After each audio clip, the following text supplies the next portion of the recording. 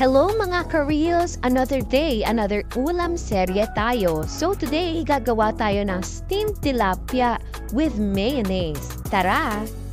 Ang una nating gagawin ay titimplahan natin ang ating mga tilapia ng ajisyo. Oh, ajisyo, baka naman nakakarami ka na sa akin. Mas mainam kung malalaking tilapia ang gagamitin ninyo para mas malinamnam. Kung wala kayong steamer, pwede nyong gawin to. Maglagay ng tubig sa kawali, tapos ipatong nyo lang yan para pagpapatungan din natin ng isda. So ilagay na natin yung 2 isda sa ibabaw since napakalaki nila at hindi kasya ang 3. Saka natin tatakpan at hihintayin maluto.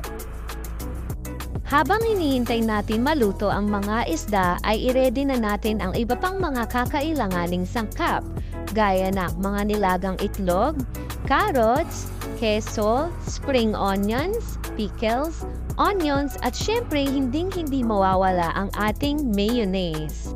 Pagkaluto ng isda ay pinahiran ko lang ito ng mayonnaise sa ibabaw at saka na natin ilalagay yung mga toppings na niready natin kanina, kagaya ng onions, at itong mga ito ay dinurog na nilagang itlog. So ilalagay ko lang din yan sa ibabaw.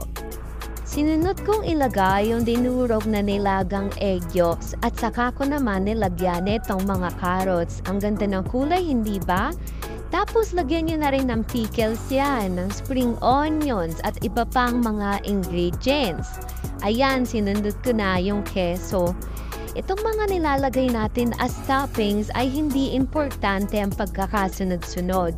Ang mahalaga, mailagay natin siyang lahat para mas masarap at mas masarap ang kain ng ating mga anak. At tada! Ito na ang finished product. Subukan nyo rin lutuin ito at tiyak na magugustuhan ng mga anak ninyo. Salamat sa panonood mga ka-reels. Hanggang sa uulitin ha! Goodbye!